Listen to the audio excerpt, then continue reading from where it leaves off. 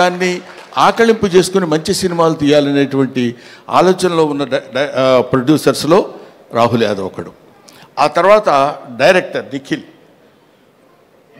నిఖిల్ తను ముందు అసలు ఫస్ట్ ఒక 3 days నన్ను ఇంకా ఇదిగో ఇప్పుడు మన రఘుబాబు లాంటి వాళ్ళను లేకపోతే ఒక రాజీవ్ కనకాల లాంటి వాళ్ళను చూసినప్పుడు ఒక చిన్న అంటే నేను వీళ్ళని డైరెక్ట్ చేస్తున్నాను అనే దాని నుంచి ఒక 3 days కొంచెం తప్పుకోవడానికి కష్టపడింది. ఎందుకంటే వెరీ వెరీ గుడ్ బాయ్, దానితో పాటు వెరీ ఇంటెలిజెంట్ బాయ్, లేకపోతే ఇంత కథ ఈ రకంగా రాయగలిగినటువంటి కెపాసిటీ సామాన్యంగా ఉండొచ్చు.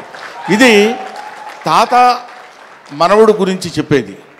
ఒక మాటలో చెప్పాలంటే with the permission of the producer, ఒక మాటలో చెప్పాలంటే ఒక బేవర్స్ తాత, ఒక అడమెంట్ గ్రాండ్ సన్, వీళ్ళిద్దరూ వాళ్ళ జీవితాల్ని ఒక చోట నిలబెట్టుకుని ఒక చోట కలుసుకుని ఇద్దరు very good grand father and very good grand son అనే స్థితికి అందంగా తీసుకొచ్చినటువంటి స్టోరీ ఇది. తర్వాత ఇది వ్యాలంటైన్స్ డే రోజున రిలీజ్ చేస్తున్నాం అన్నారు. వ్యాలంటైన్స్ డే అంటే ప్రేమికుల దినోత్సవం. ప్రేమికులు అనగానే మనం వెంటనే టీనేజ్లో అమ్మాయిలు అబ్బాయిలు ప్రేమించుకోవటాలు అనేది అది కామన్ పాయింటే.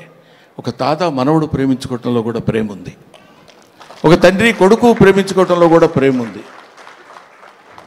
ఇలాగా ఒక స్నేహితుడు మధ్య కూడా ప్రేమ ఉంటుంది. అది ప్రేమ ఈజ్ యూనివర్సల్. అది రేపు తాత మనవడిద్దరి మధ్య ఉన్నటువంటి ప్రేమ గురించి చెప్పే రోజున February 14th ఈ సినిమా రిలీజ్ అవుతుంది. సినిమా చాలా అద్భుతంగా ఉంది. నా మాట వినడం చూడండి, అమ్మతోడు మీరు నమ్మండి సార్ నా మాట వినడని బతిమినాడటం కాదు. సిన్సియర్గా సినిమా బాగుంది అని అబద్ధం చెప్పకుండా చెప్పేటువంటి స్థితి నాకు నా సినిమా చూసిన తర్వాత కలిగింది. అందువల్ల మీ ముందు చెప్తున్నాను.